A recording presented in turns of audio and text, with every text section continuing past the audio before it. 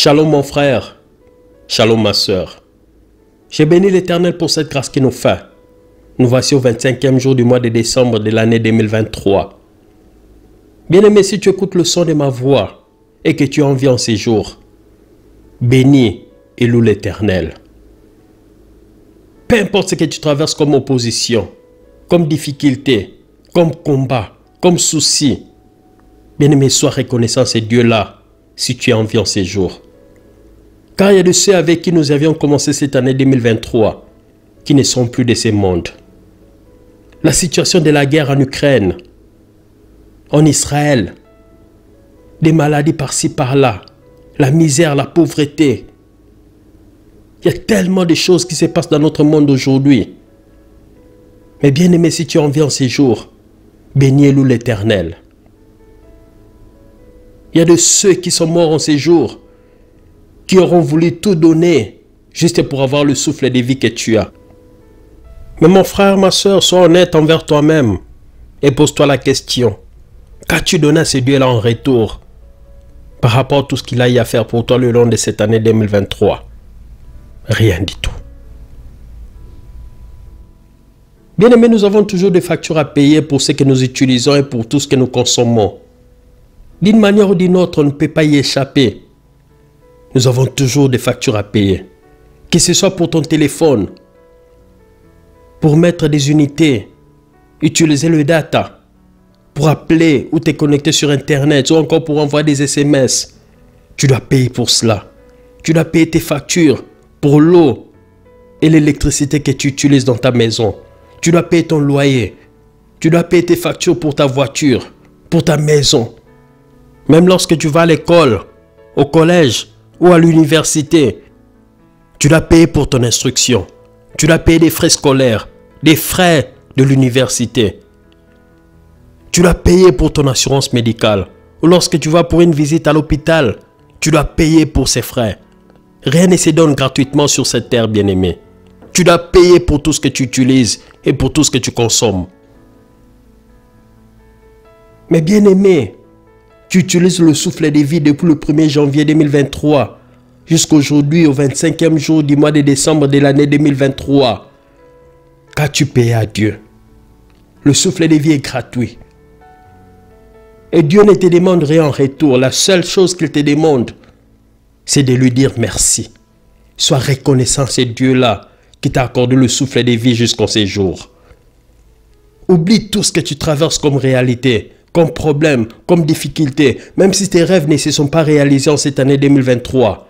Mais bien aimé, sois reconnaissant à ce Dieu-là qui t'accorde le souffle de vie en ces jours. Alléluia.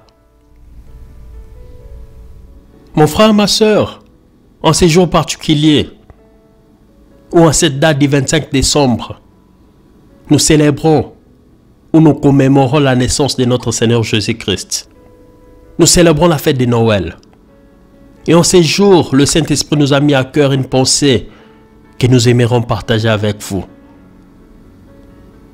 Au fait, c'est une petite exhortation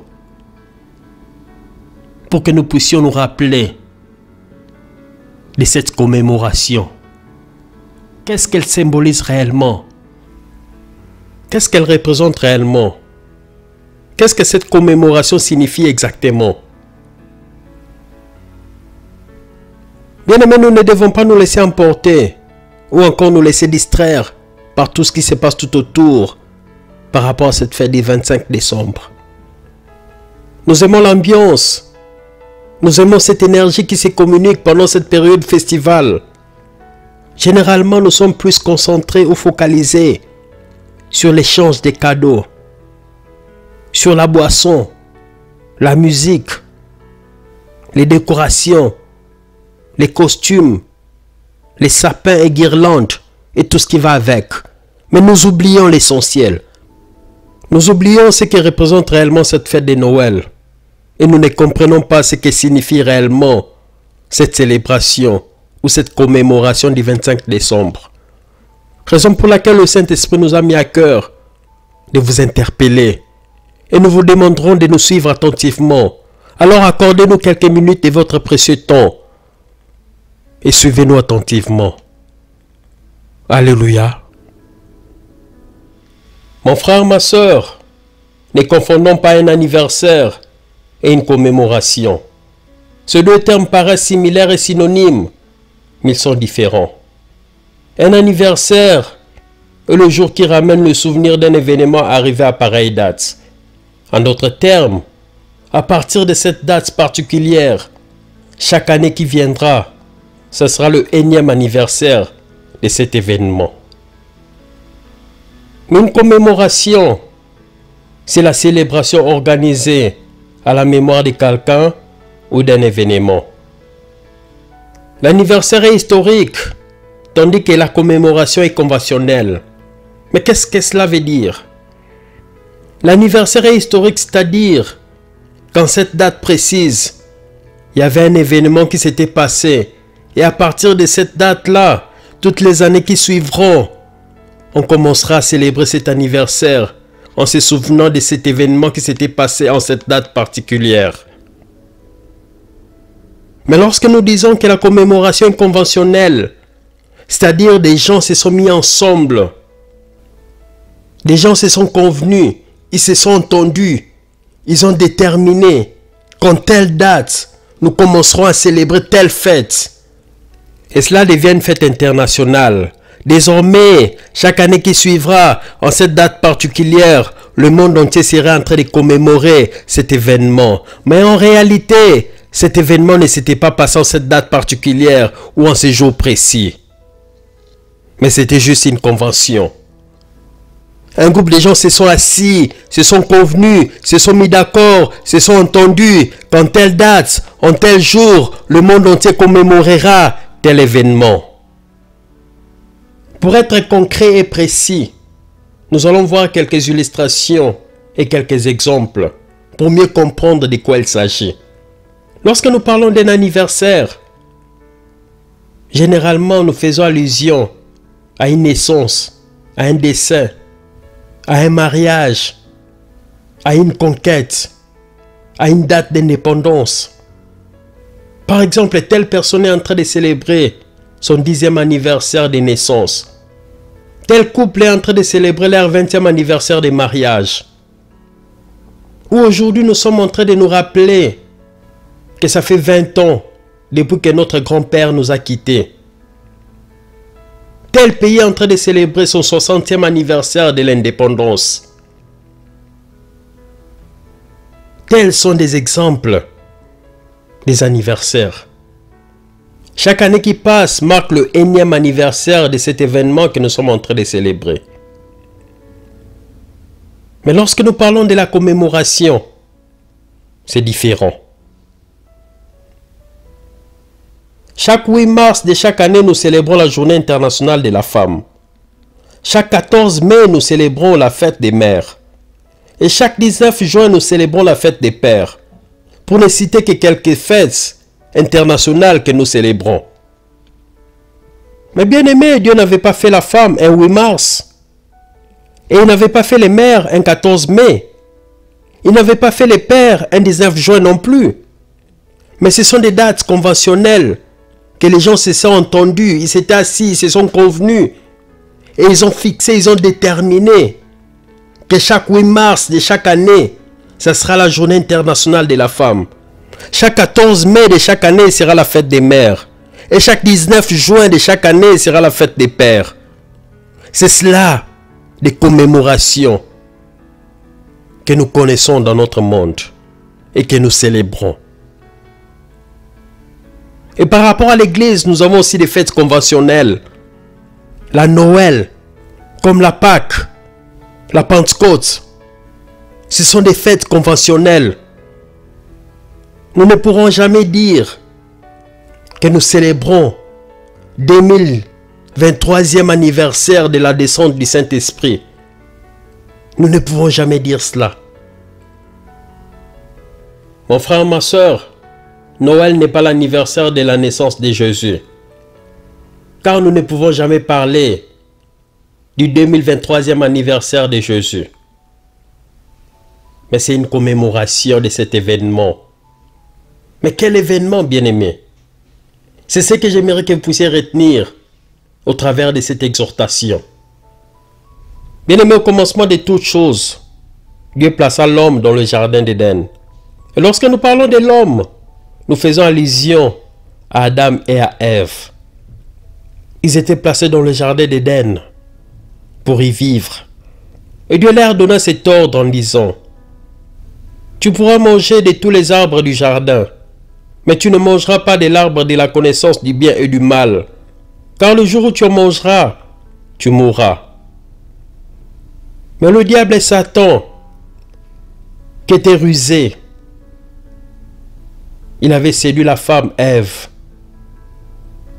Il avait poussé à désobéir à Dieu. Ève avait mangé au fruit interdit et ensuite elle avait donné à Adam. Par conséquent, les deux avaient commis le péché originel. Et comme Dieu leur avait promis que le jour où vous en mangerez, vous mourrez, le même jour, ils étaient morts spirituellement. Et plusieurs années plus tard, il mourut physiquement.